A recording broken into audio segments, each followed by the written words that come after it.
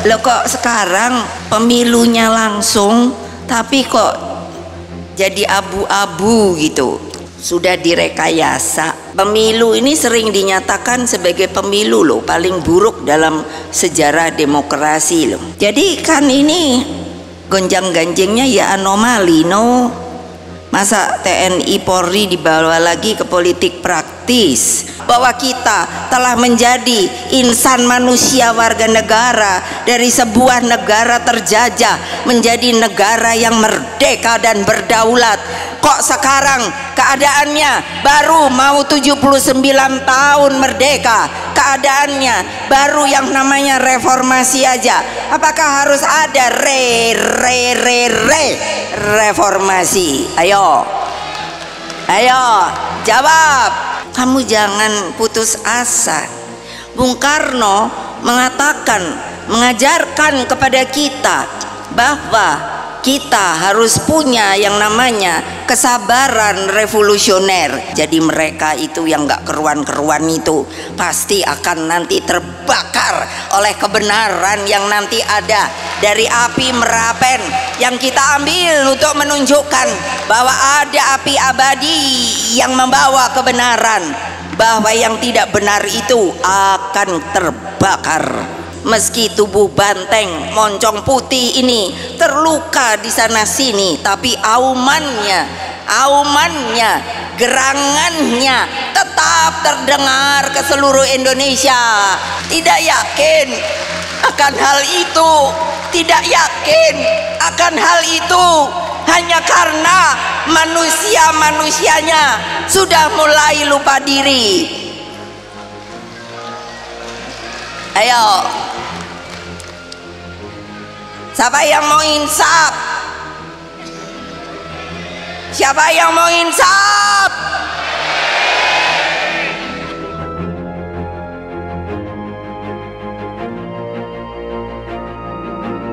Rakernas 5 ini diawali dengan prosesi menyalakan api perjuangan nan tak kunjung padam. Karena begini, tadinya saya pikir ya, setelah sebetulnya belum selesai kan pileg pilpres itu, lah kok banyak orang menangis ya, jadi bagaimana ya mengangkatnya kembali. Jadi saya bilang pada Pak Sekjen, sudah ingatkan aja, kita punya api perjuangan nan tak kunjung padam. Nah, api inilah yang menjadi sumber semangat dan cahaya terang di dalam menghadapi kegelapan demokrasi. Dengannya PDI Perjuangan terus memimpin pergerakan bangsa menuju cita-cita Indonesia Raya. Dengan api perjuangan ini, kita sebagai partai pelopor selalu bersikap optimis karena besarnya kekuatan akar rumput yang menopang kita sebagai partai. Karena itulah selaku ketua umum partai dan atas nama PDI Perjuangan, kami mengucapkan beribu-ribu terima kasih kepada seluruh rakyat Indonesia yang dengan penuh semangat dan kecintaannya selalu mendukung PDI Perjuangan hingga tetap berdiri tegak, tetap menjadi pemenang pemilu legislatif 3 kali berturut-turut. Tidak apa-apa, tadi kan ada banteng penuh panah. Ya saya bilang nggak apa-apa kok, kita tahan banting kok. Berani apa tidak? Takut apa tidak? Berani apa tidak? Takut apa tidak? Berani apa tidak? Takut apa tidak? Nah gitu dong, berani. Nanti katanya saya Bu Mega provokator. Ya, saya sekarang provokator demi kebenaran dan keadilan. Naai, ngerti kan? Ngerti kan yang dimaksud? Ya udah. Kenapa toh? Kan saya suka, malah anak-anak saya sendiri bilang, kok Ibu Ketum sekarang berubah ya, tukang ngamuk aja. Enak aja. Kalau nggak diamukin, udah dipanahin melulu badannya, bantengnya keok, tahu nggak? Makanya kalau ibu marah tuh malah ibu dicium-cium lah. Karena apa? Pasti menang. Nah, perjuangan ini tidaklah mudah, sebab apa yang terjadi benar-benar sebagai, menurut saya, badai anomali. Anomali itu tidak bisa diprediksi, bisa terjadi seperti begitu saja, meledak begitu, dang gitu. Nah, akibat apa? Kecurangan secara struktur, sistematis dan masif yang disebut TSM. Kan pada diem tau, kok kayak nggak berani.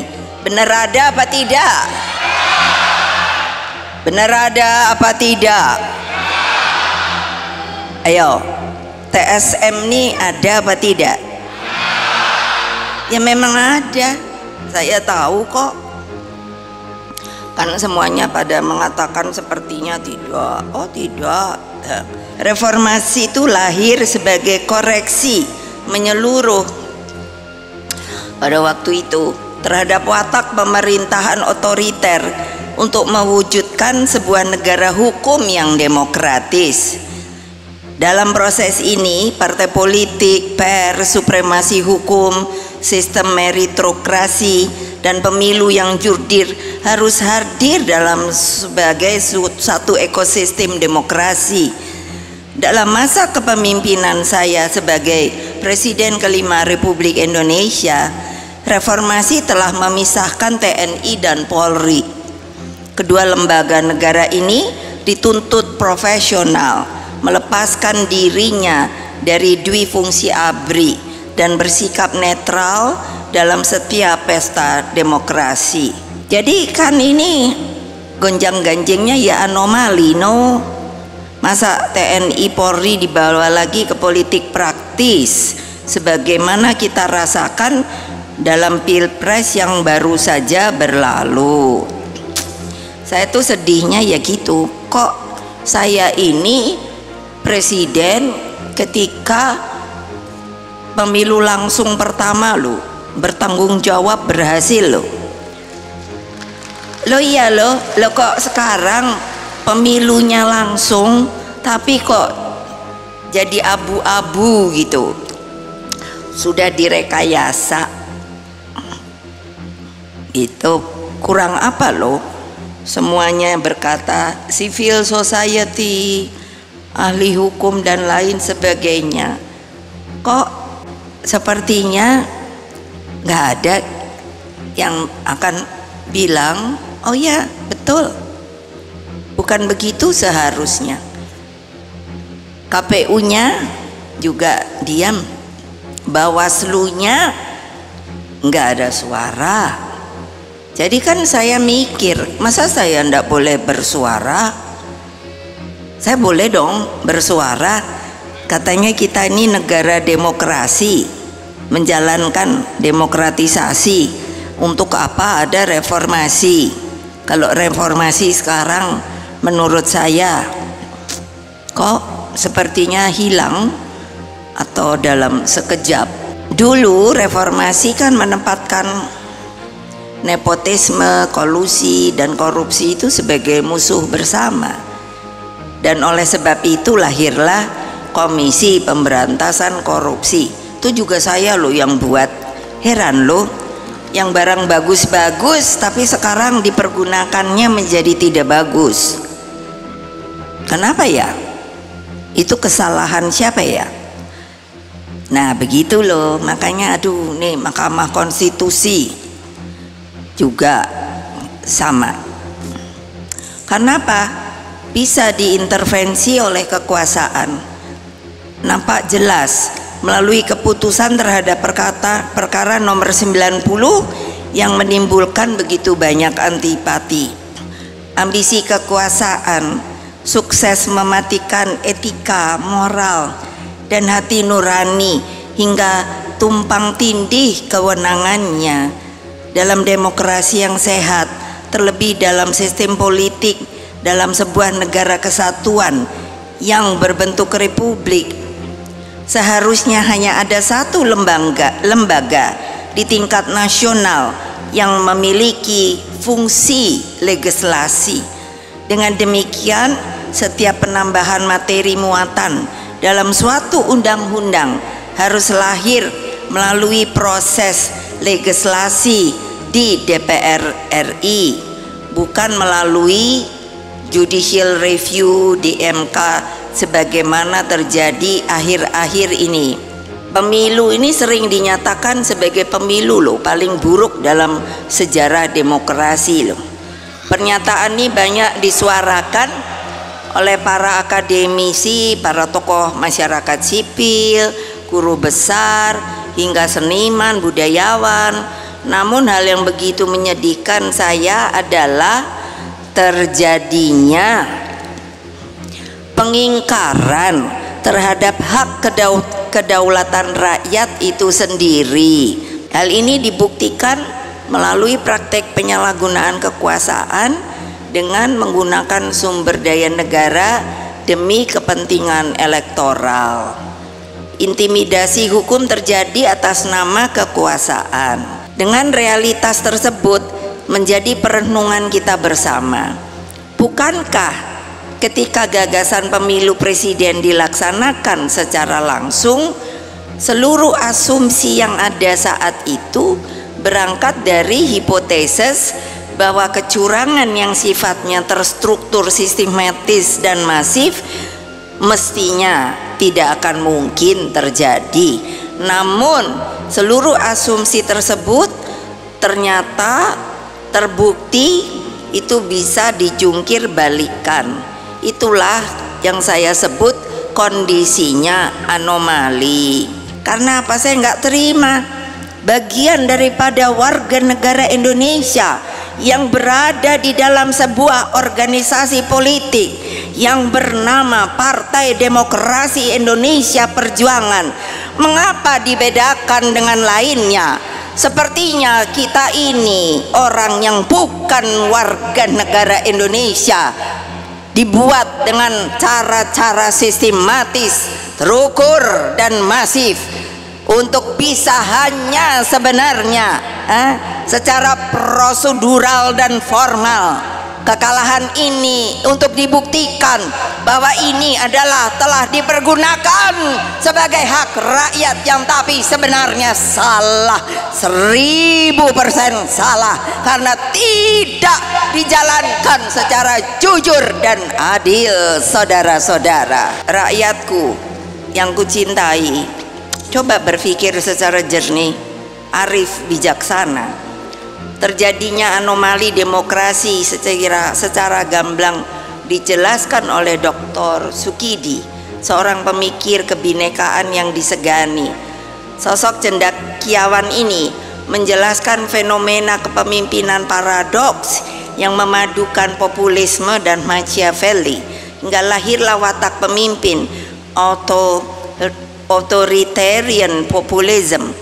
Dalam karakternya yang seperti ini, hukum pun dijadikan pembenar atas tindakannya yang sepertinya memenuhi kaidah demokrasi, namun sesungguhnya hanyalah prosedural. Disinilah hukum menjadi alat, bahkan pembenar dari ambisi kekuasaan itu. Inilah yang oleh para pakar disebut dengan autocratic legalism. Itu ketika Raden Wijaya sedang dikuyok-kuyok pada akhir abad ke-13, ternyata pejangan itu diberikan oleh seseorang. Kamu jangan putus asa. Bung Karno mengajarkan kepada kita bahwa kita harus punya yang namanya kesabaran revolusioner. bahwa kita terus bergerak, solid bergerak, terus maju terus, tidak pantang mundur. Untuk apa? Mencapai kemenangan. Untuk apa? Supaya rakyat bisa menjadi benar-benar mempunyai kedaulatan rakyatnya. Itulah tugas dari partai kita, PDI Perjuangan, saudara-saudara. Siapa yang tidak setuju, angkat tangan.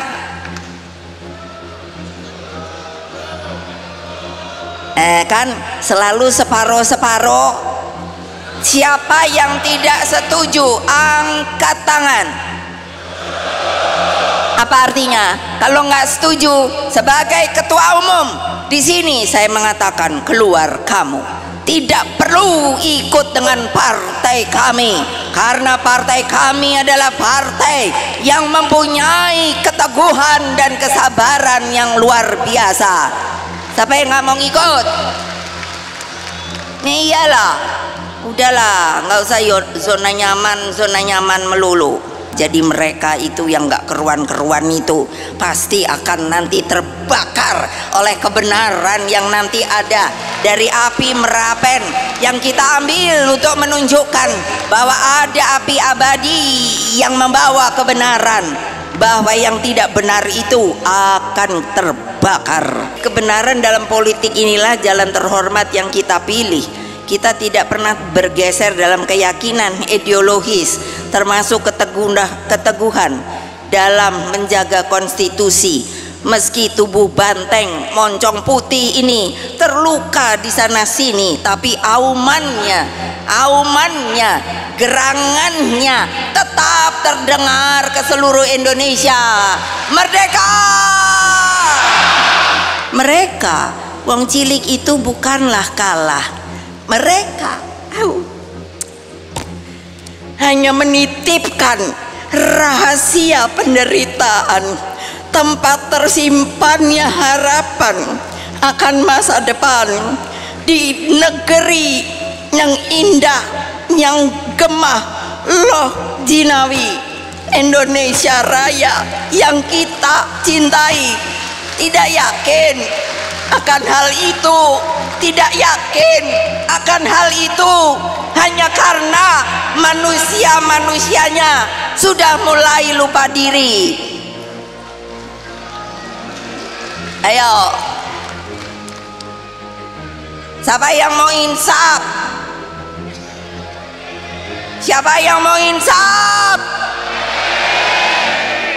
Di dalam mensikapi politik ke depan, sebagai partai yang memiliki sejarah panjang di dalam memperjuangkan demokrasi, kita tetap menempatkan penting adanya checks and balances, bahwa demokrasi memang memerlukan kontrol dan penyeimbang. Namun kita juga tidak menafikan bahwa berpolitik mengandung esensi untuk selalu mendapatkan kekuasaan. Hanya bedanya apa toh? Yaitu strategi dan cara untuk mendapatkan kekuasaan lah yang membedakan kita dengan yang lainnya. Lalu bagaimana sikap PDI Perjuangan terhadap pemerintahan ke depan? Tentu harus dicermati dengan seksama.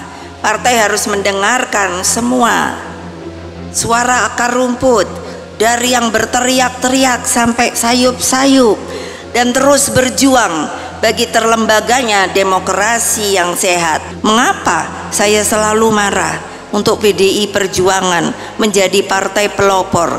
Karena saya berkeinginan sepanjang Indonesia Raya ini ada, yang telah diserahkan oleh para pendiri bangsa kepada kita, kita pun Partai Demokrasi Indonesia Perjuangan akan tetap ada untuk bisa juga abadi seperti negara Republik Indonesia yang kita cintai. Masa nggak terbakar ya? Kalau ngomong kayak gini nih, kayaknya hanya ala ibu ngomong begitu doang, nggak ada namanya gerak di dalam jiwa kita bahwa itulah sebetulnya anugerah dari Allah Subhanahu wa Ta'ala bahwa kita telah menjadi insan manusia warga negara dari sebuah negara terjajah menjadi negara yang merdeka dan berdaulat.